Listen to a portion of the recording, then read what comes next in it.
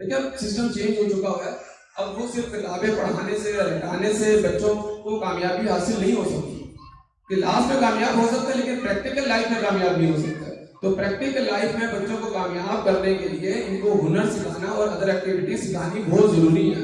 تو لہٰذا ہمارا فوکس یہی ہے کہ بچوں کو خاص طور پہ کمپیوٹر کے کورسز کروائے جائیں.